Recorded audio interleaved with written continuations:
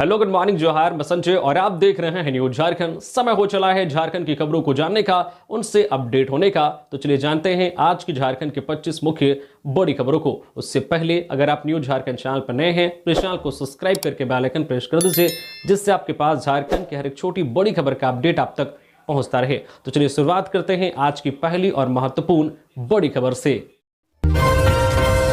झारखंड सरकार का बड़ा ऐलान, 10वीं पास विद्यार्थियों को मेडिकल इंजीनियरिंग की मुफ्त कोचिंग। राज्य सरकार ने अब 10वीं पास के विद्यार्थियों को बड़ी खुशखबरी दे दी है। दरअसल राज्य सरकार अब इन विद्यार्थियों को मेडिकल और इंजीनियरिंग कॉलेजों में प्रवेश परीक्षा की निःशुल्क तैयारी कराएगी, जहां SC, ST और पिछड़ा विभाग के द्वारा इस कोचिंग को संचालित किया जाएगा। वही कोचिंग की शुरुआत रांची स्थित पुराने कल्याण विभाग के भवन में की जाएगी। विभाग के द्वारा भवन का मजबूतीकरण का कार्य अंतिम चरण में है। इस कोचिंग में हॉस्टल की सुविधा भी मिलेगी, जहां विद्यार्थियों के लिए रहने खाने से लेकर शिक्षा का पूरा खर्च सरकार उठाएगी। इस कोचिंग में 10वीं पास विद्यार्थियों का नामांकन होगा। तत्पश्चात 11वीं का भी नामांकन सरकार के द्वारा ही कराया जाएगा। इसके तहत 300 अनुसूचित जनजाति के विद्यार्थियों का नामांकन किया जाएगा। नामांकन के लिए राज्य से आवेदन जमा किए जाएंगे। इसके बाद प्रवेश परीक्षा के जरिए मेरिट लिस्ट के आधार पर विद्यार्थियों का नामांकन किया जाएगा। सरकार 10वीं के अलावे 12वीं पास विद्यार्थियों का भी नामांकन लेने पर विचार कर रही है। वहीं इस कोचिंग में जैक बोर्ड के अलावे CBSE और ICSE बोर्ड के विद्यार्थियों को भी अवसर दिया जाएगा। झारखंड में भारी बारिश का अलर्ट, मौसम विभाग ने 23 और 24 जुलाई के लिए जारी किया रेड अलर्ट।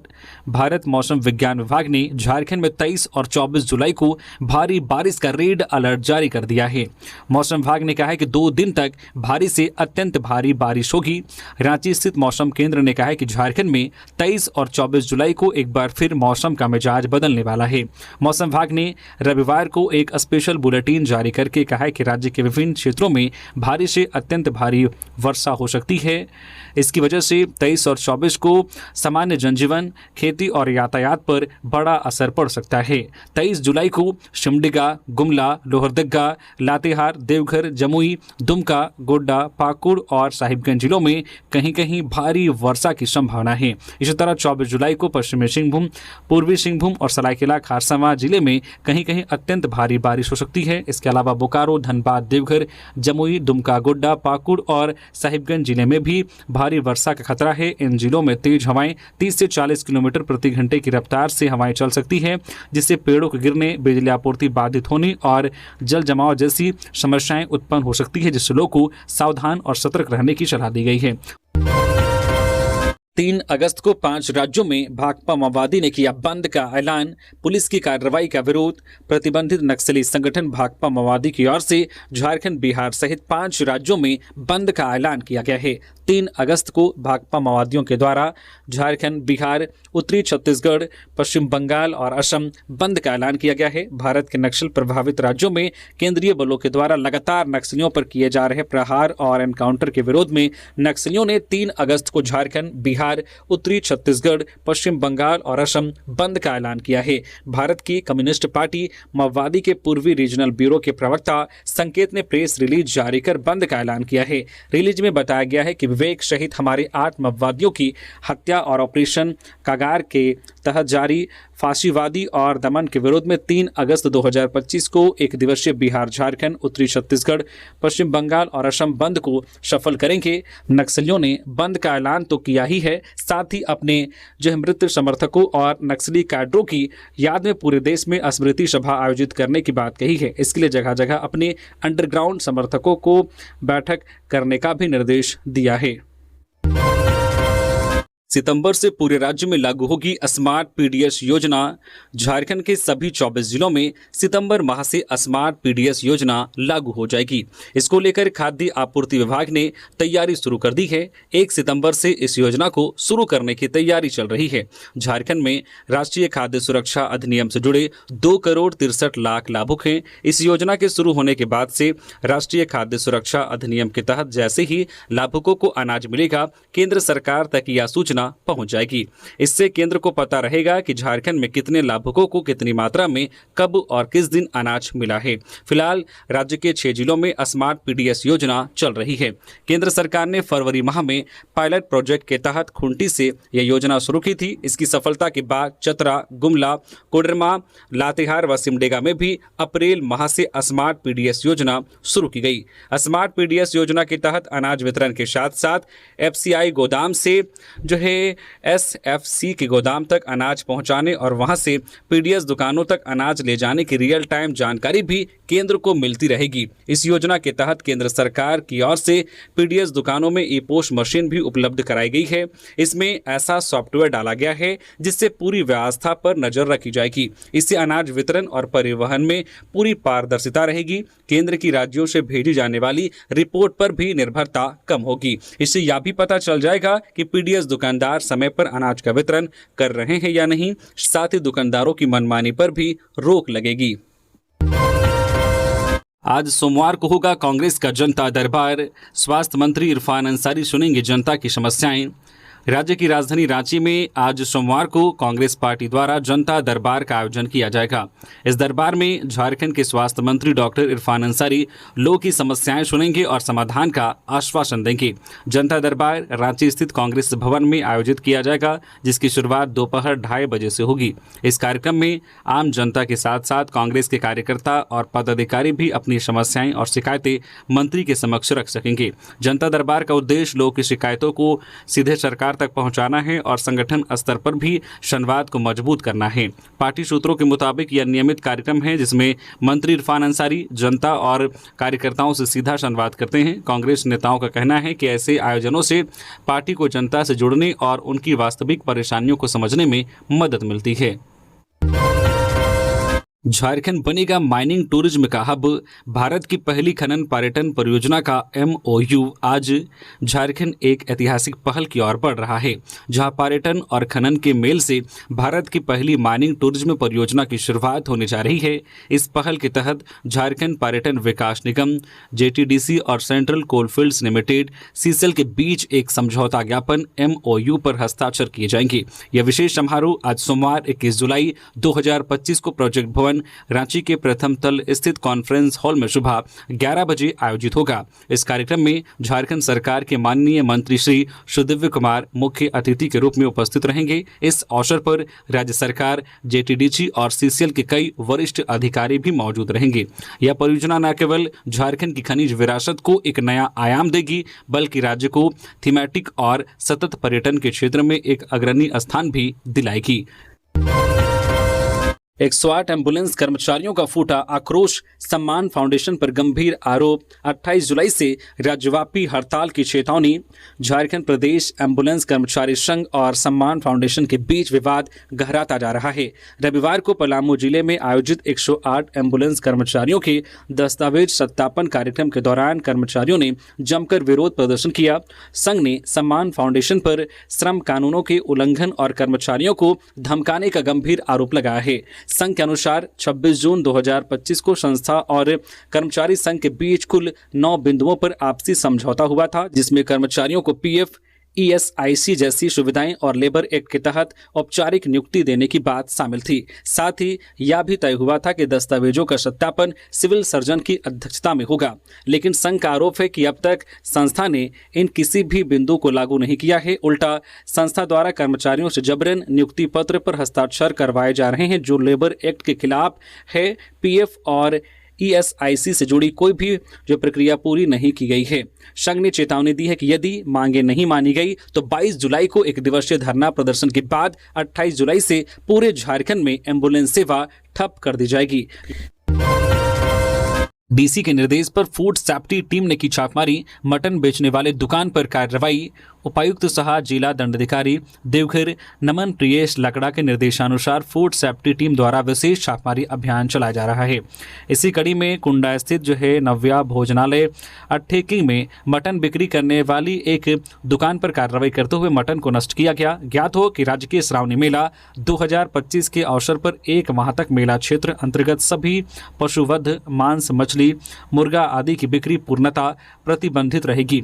इस आदेश की अवहेलना किए जाने की स्थिति में दोषी व्यक्तियों दुकानदारों के विरुद्ध आवश्यक कार्रवाई की जा रही है। इसके अलावा मेला क्षेत्र में भ्रमण करने हेतु टीम का गठन किया गया है ताकि जो भी मांस, मछली, मुर्गा आदि की बिक्री करते हुए पाए जाएंगे उनके विरुद्ध आवश्यक कड़ी कानूनी कार्रवाई की जाएगी।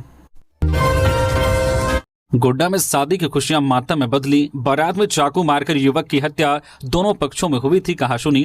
गोड्डा जिले की महागामा थाना क्षेत्र स्थित माल भंडारीडी गांव में एक शादी समारोह के दौरान खुशी का माहौल अचानक मातम में बदल गया। शनिवार देर रात बांका जिले के रहने वाले 25 वर्षीय मोहम्मद तौसीफ की चाकू मारकर हत्या कर दी गई। वह अपने फुफेरे भाई की शादी में शामिल होने दुमका जिले के नौनीहाट के पास बेल्टीकरी गांव से बारात के साथ माल भंडारीडी पहुंचे थे। जानकारी के अनुसार शनिवार रात करीब 1 बजे बारातियों और सरातियों के बीच किसी बात को लेकर कहासुनी हो गई। देखते ही देखते विवाद ने तुल पकड़ लिया और स्थिति इतनी बिगड़ गई कि किसी ने अंधेरे का फायदा उठाते हुए मोहम्मद तौसीफ के पेट में चाकू घोंप दिया। घटनास्थल पर अफरा तफरी मच गई। खून से लथपथ तौसीफ को तुरंत महागामा सामुदायिक स्वास्थ्य केंद्र ले जाया गया, जहां से प्राथमिक इलाज के बाद बेहतर चिकित्सा के लिए गोड्डा सदर अस्पताल रेफर कर दिया गया। सदर अस्पताल पहुंचने पर डॉक्टरों ने उसे मृत घोषित कर दिया। जैसे ही मौत की खबर परिजनों तक पहुंची, अस्पताल में कोहराम मच गया। पीडीएस डीलर्स एसोसिएशन ने राज्यव्यापी प्रदर्शन का किया ऐलान। अपनी मांगों को सरकार द्वारा नहीं माने जाने से परेशान होकर fair price shop dealers association ने राज्यव्यापी धरना प्रदर्शन का ऐलान किया है। एसोसिएशन का कहना है कि राज्य के 25,269 पीडीएस दुकानदारों के सभी बकाये कमीशन का भुगतान आगामी 31 जुलाई तक नहीं होता है तो आगामी 1 अगस्त को सभी जिलों में सुबह 11 बजे से दोपहर 3 बजे तक धरना दिया जाएगा। इससे पूरे राज्य में गरीब लाभुकों को दुकानदारों द्वारा दी जाने वाली सेवाएं बाधित हो सकती है। एसोसिएशन की रविवार को रांची के डोरंडा में हुई राज्य कार्यकारिणी समिति की बैठक में 7 प्रस्तावों को पास किया गया है। इसमें सबसे प्रमुख 4G ई-पोस्ट मशीन लगाने की मांग शामिल है। आजसू को एक और झटका। केंद्रीय महासचिव और मांडू प्रभारी विजय कुमार ने दिया इस्तीफा। झारखंड की क्षेत्रीय पार्टी आजसू को एक और बड़ा झटका लगा है। पार्टी के केंद्रीय महासचिव और मांडू विधानसभा के प्रभारी विजय कुमार साहू ने अपने सभी पदों से इस्तीफा दे दिया है। उन्होंने पार्टी की प्राथमिक सदस्यता भी छोड़ दी है। अपने त्याग पत्र में विजय साहू ने सुदेश महतो को लिखे पत्र में कहा है कि वे जिन उद्देश्यों और आदर्शों को लेकर आजसू में शामिल हुए थे, अब वे पार्टी में स्पष्ट रूप से नजर नहीं आ रहे हैं। उन्होंने कहा है कि उन्हें अब तक जो भी जिम्मेदारियां पार्टी की ओर से मिली है उन्हें पूरी निष्ठा और ईमानदारी से निभाया है, लेकिन मौजूदा हालात में उनके लिए पार्टी के साथ बने रहना संभव नहीं है। विश्वस्त सूत्रों के अनुसार विजय साहू पिछले कुछ महीनों से पार्टी की कार्यशैली और नेतृत्व से असंतुष्ट थे। उनके इस्तीफे को लेकर पार्टी के भीतर भी हलचल तेज हो गई है। झारखंड में सावन में सांपों का प्रेम नृत्य। कोडरमा के खेत में दिखा दुर्लभ दृश्य, वीडियो हुआ वायरल। कोडरमा जिले के चंदवारा प्रखंड के उरावा गांव में सावन के महीने में एक बेहद दुर्लभ दृश्य सामने आया। गांव के निवासी सुरेश यादव के खेत में 2 सांपों का जोड़ा एक दूसरे के साथ खेलते नजर आया।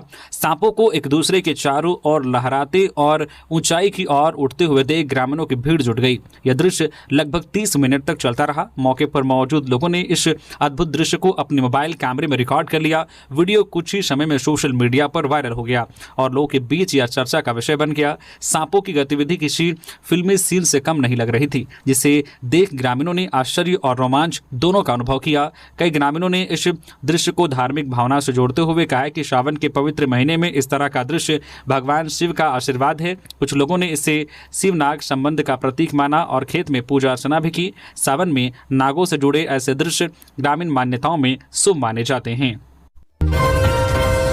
श्रावणी मेला में डीसी ने व्यवस्थाओं का लिया जायजा।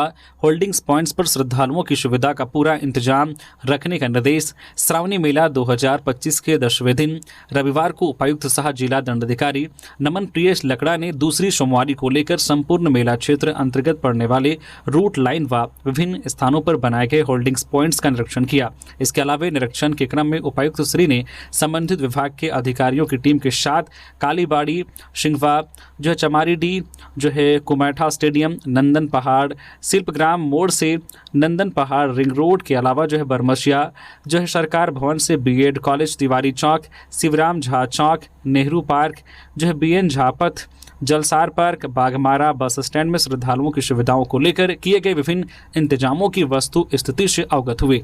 आगे उपायुक्त ने श्रद्धालुओं की सुविधा को लेकर किए गए विभिन्न कार्यों की जांच करते हुए संबंधित विभाग के अधिकारियों को आवश्यक व उचित दिशा निर्देश दिया ताकि रूट लाइन में कतारबद्ध श्रद्धालुओं को किसी प्रकार की समस्या या असुविधा न हो। धनबाद में भारी बारिश बनी मुसीबत, निचले इलाकों में भरा पानी। देश के कई राज्यों में भारी बारिश का दौर जारी है। कहीं कहीं हालात बेहद खराब है। नाले, नालियां और नदियां उफान पर हैं। इसके चलते लोगों को काफ़ी दिक्कतों का सामना करना पड़ रहा है। धनबाद में लगातार बारिश ने नगर निगम की तैयारियों की पोल खोल दी है। बारिश की वजह से लोगों का जनजीवन अस्त व्यस्त हो गया है। शहर का DRM चौक, बरटाड़ सड़क, बैंक मोड़ और मार्केट कॉम्प्लेक्स के बेसमेंट में जल जमाव की स्थिति हो गई है। बैंक मोड़ के एक मॉल के बेसमेंट में जो है नाली भर गया। बेसमेंट में कर्मियों, मॉल मालिक की दर्जनों बाइक, 4 पहिया वाहन डूब गए। शहर में रविवार को हुए 1 घंटे बारिश से कई जगहों पर पानी भर गया, जिससे लोगों को जो है खासी परेशानियां हो रही है। धनबाद में हुई बारिश ने नगर निगम की तैयारियों की पोल खोल दी है। आपको बता दें कि स्वच्छ भारत रैंकिंग में भी धनबाद नगर निगम पिछड़ गया था। भारी बारिश की वजह से एक बार फिर निगम की कलाई खुल गई है। धनबाद के हृदय स्थल बैंक मोड़ के एक मॉल के बेसमेंट में 8 फीट नीचे तक पानी भर गया, जिससे बेसमेंट में खड़े जो है 2 पहिया और 4 पहिया वाहन पूरी तरह से डूब गए। स्थानीय लोगों का कहना है कि धनबाद नगर निगम हर साल वादे करता है, लेकिन हर साल यही हालत होता है। बारिश की वजह से पानी में डूबे वाहन के मालिक ने बताया कि उसकी गाड़ी पूरी तरह से डूब चुकी है। उन्होंने इसके लिए नगर निगम को जिम्मेदार ठहराया है। स्थानीय लोगों का आरोप है कि इस बार नगर निगम ने समय रहते नाली की सफाई नहीं की है, जिसकी वजह से पूरी व्यवस्था ही धाराशाही हो गई है। अब सवाल यह उठता है कि हर बार की तरह इस बार भी नगर निगम सिर्फ आश्वासन देकर रह जाएगा या फिर धनबाद को जल जमाव से जो है मुक्ति दिलाने की कोई ठोस योजना बनाएगी। रांची में युवक का अपहरण करने की कोशिश, दहशत फैलाने के लिए अपराधियों ने की फायरिंग। राजधानी रांची में अपराधी बेखौफ हो गए हैं। अपराधियों ने सुखदेव नगर थाना क्षेत्र के विद्यानगर में शनिवार की रात अपराधियों ने एक युवक का अपहरण करने की कोशिश की। इस दौरान युवक के परिवार वालों के साथ मारपीट भी की गई। अपराधियों ने खौफ कायम करने के लिए मौके पर कई राउंड फायरिंग भी की है। घटना के बाद इलाके में दहशत व्याप्त है। सुखदेव नगर थाना क्षेत्र के विद्यानगर में एक युवक की बेरहमी से पिटाई कर अपहरण करने के प्रयास का मामला सामने आया है। घटना शनिवार की रात का है। इस मामले में पीड़ित जो सन्नी कुमार की पत्नी ने सुखदेव नगर थाने में शिकायत दर्ज कराई है।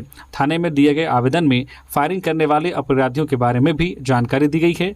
सन्नी की पत्नी के अनुसार मारपीट, अपहरण का प्रयास और गोलीबारी करने वालों में अजय यादव उर्फ लालू यादव और संजय यादव शामिल थे। जिस समय अपराधी सन्नी कुमार और उनके परिवार वालों के साथ मारपीट कर रहे थे, उसी दौरान मोहल्ले वालों ने मारपीट और फायरिंग का वीडियो बना लिया था। थाने में शिकायत के साथ मारपीट और फायरिंग का वीडियो भी पुलिस को उपलब्ध कराया गया है। वही मामले को लेकर रांची के कोतवाली DSP प्रकाश रॉय ने बताया कि मामला संज्ञान में आया है। पूरे मामले की जांच की जा रही है। जो भी अपराधी इस घटना में शामिल हैं, उनकी तलाश भी की जा रही है। अपराधियों के खिलाफ कार्रवाई की जाएगी। गिरिडीह के धनवार में बारिश से गिरा मिट्टी का घर, प्रशासन से लगाई मदद की गुहार। लगातार हो रही बारिश के कारण धनवार प्रखंड क्षेत्र के अरखांगो पंचायत अंतर्गत ढाको सारण निवासी मोहम्मद इम्तियाज का मिट्टी का घर रविवार की सुबह अचानक गिर गया। इम्तियाज टोटो चलाकर अपना गुजारा करते थे और घटना के समय घर पर नहीं थे। उनके निकलने के कुछ देर बाद ही जो घर गिर गया, जिससे उन्हें कोई नुकसान नहीं हुआ और एक बड़ा हादसा टल गया। मोहम्मद इम्तियाज ने प्रशासन से मदद की गुहार लगाई है, साथ ही आवास की मांग की है। सरायकेला में लूट की साजिश नाकाम, ईचा गांव में 3 अपराधी अरेस्ट, हथियार भी हुआ बरामद। सरायकेला खारसावा के राजनगर थाना क्षेत्र में पुलिस ने एक बड़ी लूट की साजिश को नाकाम कर दिया है। पुलिस ने ईचा गांव से 3 शातिर अपराधियों को गिरफ्तार किया है। इनके पास से हथियार और अन्य आपत्तिजनक सामान बरामद हुए हैं। सरायकेला खारसावा के पुलिस अधीक्षक ने बताया कि उन्हें गुप्त सूचना मिली थी कि कुछ अपराधी ईचा गांव में एक घर में घुसकर लूटपाट करने वाले थे। सूचना मिलते ही SDPO के नेतृत्व में विशेष टीम का गठन किया गया। टीम ने तुरंत कार्रवाई कर 3 अपराधियों को पकड़ लिया।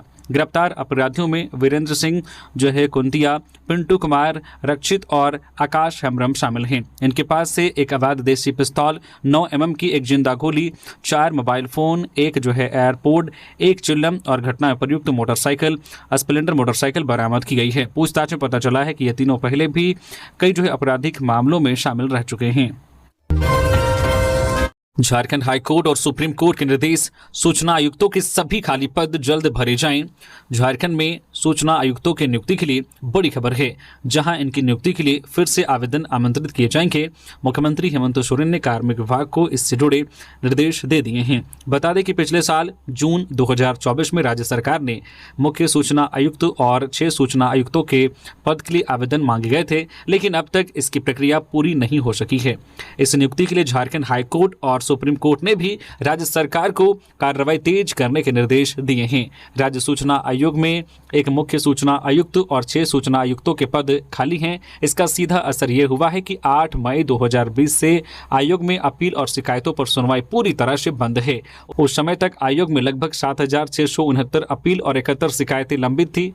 आयुक्तों के पद खाली होने के बाद से अब तक आयोग में 12,000 नई अपील और 298 शिकायतें और दर्ज की जा चुकी है। इन सभी मामलों पर भी कोई सुनवाई नहीं हो पाई है। कुल मिलाकर 20,038 मामलों की सुनवाई अभी रुकी हुई है, जिससे आम लोगों को न्याय मिलने में देरी हो रही है। उम्मीद है कि नई आवेदन प्रक्रिया से नियुक्तियां जल्द पूरी होंगी और आयोग का काम फिर से शुरू हो पाएगा। राज्य के मुस्लिम संगठनों ने 4 अगस्त को विधानसभा घेराव का किया ऐलान। राज्य में मुस्लिम संगठनों ने 4 अगस्त को विधानसभा घेराव का ऐलान किया है। यह घेराव एस अली की अध्यक्षता में होगा। इस बाबत जमुआ के समाजसेवी इसरार आलम ने बताया कि झारखंड में स्थानीय नीति लागू नहीं होने से यहाँ के युवाओं को रोजगार नहीं मिल पा रहा है।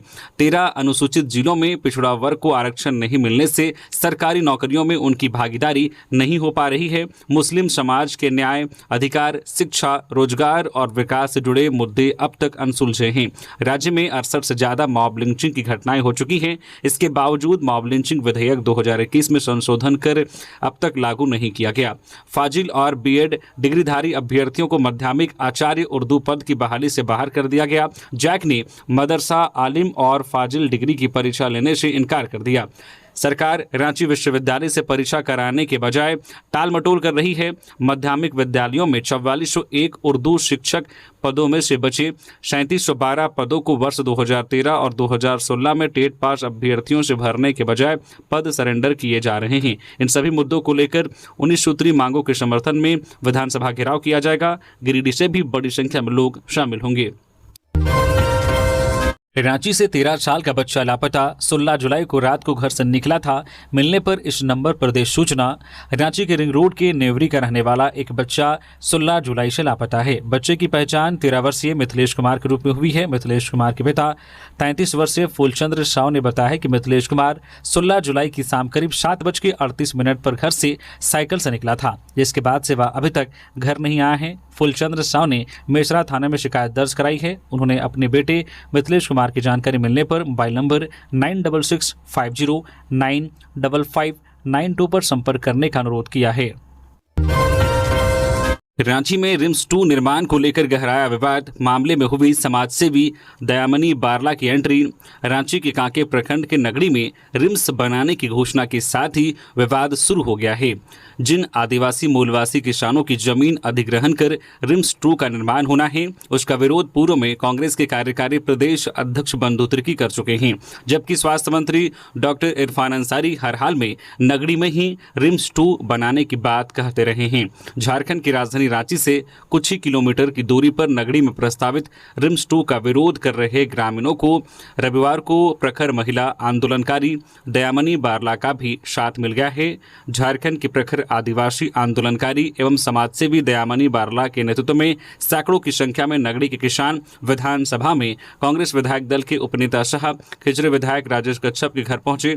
इधर किसानों की बात सुनने के बाद विधायक राजेश कच्छप ने कहा कि रिम्स 2 की जरूरत राज्य को है, इसका निर्माण होगा, लेकिन लोगों के साथ बातचीत हो यह भी जरूरी है। उन्होंने अधिकारियों पर आक्रोश व्यक्त करते हुए कहा कि अधिकारियों ने मुआवजा क्यों नहीं दिया है अब तक, आखिर लोगों की हकमारी क्यों हो रही है। कांग्रेस विधायक राजेश कच्छप ने भू अर्जन जैसे अधिकारियों की जांच कराकर उचित कार्रवाई का भरोसा दिया है। दयामनी बारला ने कहा है कि रिम्स 2 का विरोध नहीं किया जा रहा है, लेकिन जैसे शिक्षण संस्थानों का निर्माण सुकुरहुट्टू में हुआ, वैसे ही रिम्स 2 का निर्माण किसी बंजर जमीन पर ही की जानी चाहिए। राज्य सरकार को किसानों को न्याय देना ही पड़ेगा। चाईबासा में सुरक्षा बलों की बड़ी कार्रवाई, 14 आईडी बरामद, नक्सलियों के खिलाफ अभियान जारी। चाईबासा जिले में सुरक्षा बलों ने नक्सलियों के खिलाफ अपने अभियान को तेज करते हुए रविवार को एक बड़ी सफलता हासिल की है। Jharkhand Jaguar, CRPF, Chaibasa police और सरायकेला पुलिस के संयुक्त अभियान में 14 आईडी बरामद किए गए हैं। प्रत्येक आईडी का वजन लगभग 2 किलो था। ये आईडी चाईबासा और सरायकेला जिले की सीमा पर स्थित कुचाई के जंगली पहाड़ी क्षेत्र कोचांग के पास से बरामद किया गया। सुरक्षा बलों ने सभी बरामद आईडी को मौके पर ही नष्ट कर दिया। चाईबासा पुलिस द्वारा रविवार को दी गई जानकारी के अनुसार पुलिस अधीक्षक राकेश रंजन को गुप्त सूचना मिली थी कि भाकपा माओवादी के नक्सलियों ने पश्चिमी सिंहभूम और सरायकेला जिले के सीमावर्ती जंगली क्षेत्र में भारी मात्रा में गोला बारूद छिपाकर रखा है।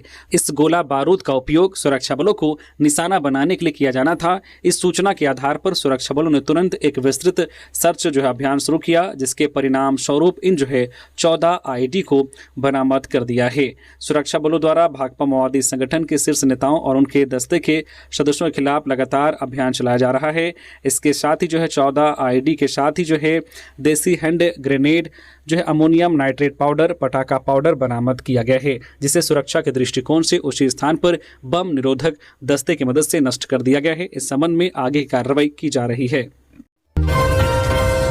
हल बैल लेकर खेत में उतरे कांग्रेस नेता बंधु तिर्की, धन रोपनी कर दिया ये संदेश।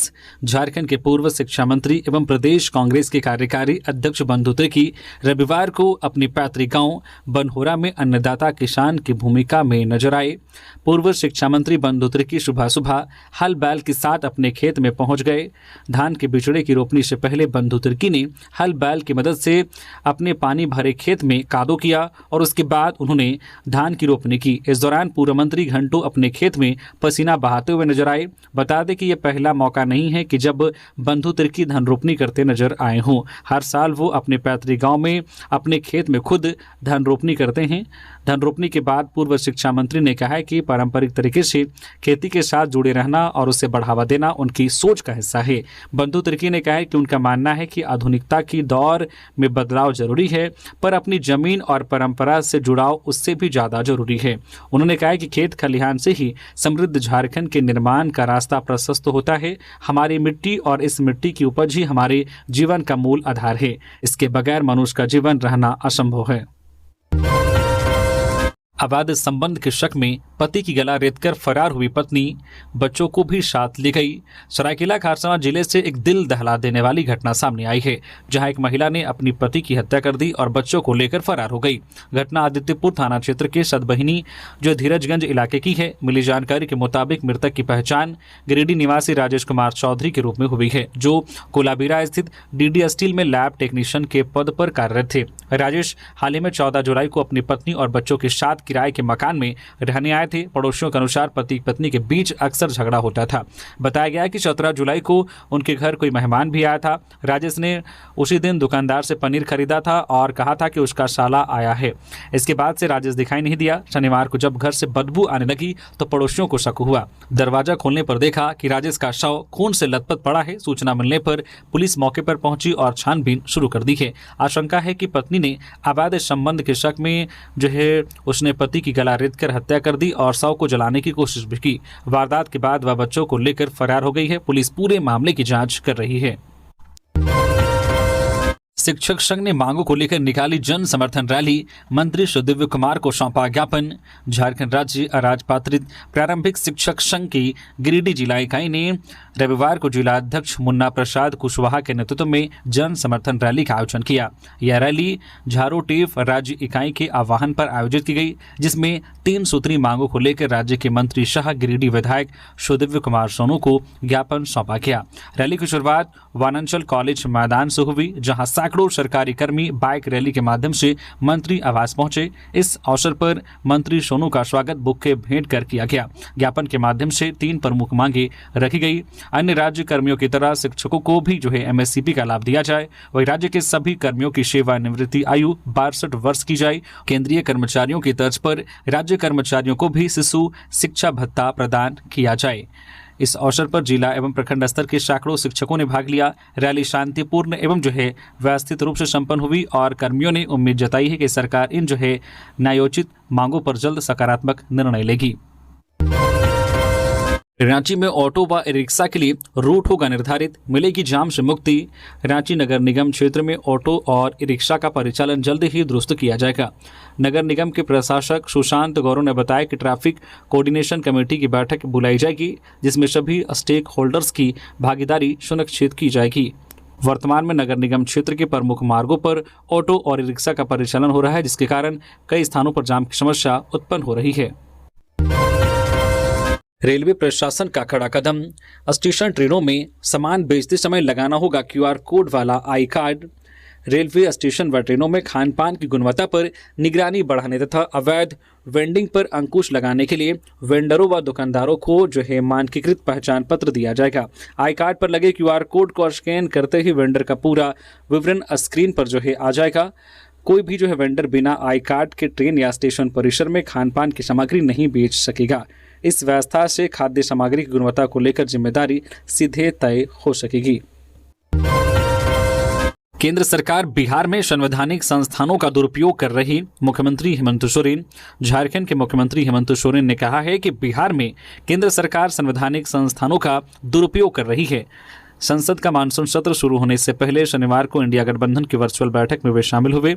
उसी दौरान उन्होंने ये बातें कही। साथ ही कहा है कि बिहार में जिस तरह मतदाता सूची का पुनरीक्षण किया जा रहा है, उससे साफ दिख रहा है कि भाजपा सरकार द्वारा संवैधानिक संस्थानों का दुरुपयोग कर अपने हित साधे जा रहे हैं। साथ ही हेमंत सोरेन ने कहा कि मानसून सत्र में पहलगाम जैसे कायराना हमले को लेकर अंतर्राष्ट्रीय स्तर पर मजबूत और स्पष्ट समर्थन का भाव क्यों रहा, इस पर भी केंद्र सरकार से सख्ती से जवाब लेना चाहिए। इस मामले में देश की विदेश नीति इतनी लचर क्यों रही, यह सवाल भी पूछा जाना चाहिए। उन्होंने कहा है कि केंद्र से इन सभी मुद्दों पर जवाब लेने के लिए जेएमएम प्रतिबद्ध है। तो ये थी झारखंड की टॉप बड़ी खबरें। इसी तरह से झारखंड की हर एक छोटी बड़ी खबर देखने के लिए प्लीज न्यूज झारखंड चैनल को सब्सक्राइब करके बेल आइकन प्रेस कर दीजिए, जिससे आपके पास झारखंड की हर एक छोटी बड़ी खबर का अपडेट आप तक पहुंचता रहे। तो अभी के लिए बस इतना ही, हमें दीजिए इजाजत, फिर मिलते हैं नेक्स्ट खबरों के साथ। धन्यवाद।